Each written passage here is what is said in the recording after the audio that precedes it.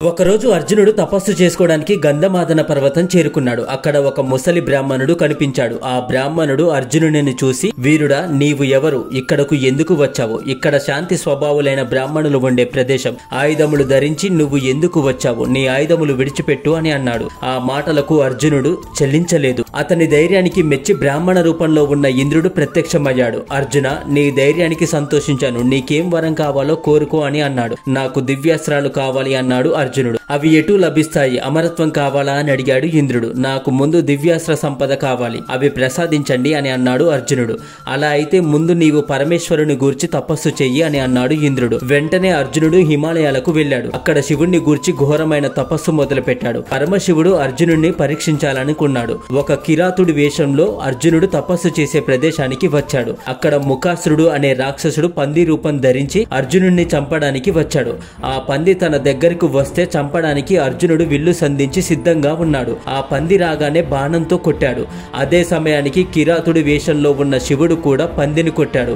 ఆ రెండు బాణాలు ఒకేసారి పందికి తగిలాయి. ఆ పంది పడిపోయింది, మాయమైపోయింది. శివుడు కిరాతుని వేషంలో అర్జునుడి ముందు నిలబడ్డాడు. నేను కొట్టిన జంతువును నువ్వెందుకు కొట్టావు? వేటలో పాటించే ధర్మం తెలియదా నీకు అని అడిగాడు అర్జునుడు. దానికి శివుడు, ముందు నేను కొట్టాను, అది పడిపోయింది, చనిపోయింది. కానీ నువ్వే కొట్టినట్టు చెప్పడానికి సిగ్గులేదా? ఒట్టి మాటలు ఎందుకు? దమ్ముంటే నాతో యుద్ధం చెయ్యి అన్నాడు శివుడు. అర్జునుడు శివుని మీద బాణవర్షం కురిపించాడు. కానీ శివుడు చెల్లించలేదు. అర్జునుడికి ఆశ్చర్యం వేసింది. ఇతను సామాన్యుడు కాదు, దేవేంద్రుడైనా కావాలి, లేక పరమశివుడైనా కావాలి, లేకపోతే నా బాణాల దాటికి చలించకుండా ఉంటాడా?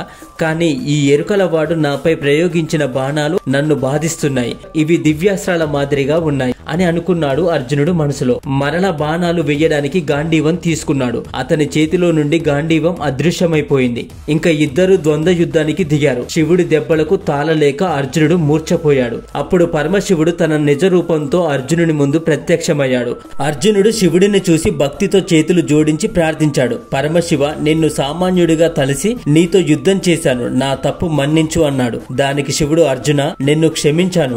నీవు సామాన్యుడివి కావు, పూర్వజన్మలో నరుడు అనే దేవఋషివి. ఇదిగో నీ గాంధీవం. ఇంకా ఏదైనా వరం కోరుకో అన్నాడు శివుడు. ఓ త్రయంబక, నాకు పాశుపతము అనే అస్త్రాన్ని ప్రసాదించు. ఈ లోకంలో బ్రహ్మశిరము, పాశుపతము మహా అస్త్రాలు. శత్రు సంహారానికి అవి అత్యవసరం, కాబట్టి వాటిని నాకు ప్రసాదించు అన్నాడు అర్జునుడు. ఈశ్వరుడు సంతసించి అర్జునుడికి పాశుపతాన్ని మంత్ర ధ్యాన జప హోమపూర్వకంగా పాశుపతాస్త్రము, సంధానము, మోక్షణము, సంహారము సహితంగా అర్జునుడికి ఉపదేశించాడు. అర్జున, ఈ పాశుపతాన్ని అలుపులపై ప్రయోగిస్తే జగత్తు మొత్తం నాశనం చేస్తుంది. ఈ దివ్యాస్త్రం ప్రభావం వల్ల నువ్వు అఖిల లోకములు జయిస్తావు అని చెప్పి శివుడు అంతర్హితుడయ్యాడు. Thank you for watching this video. Please subscribe my channel.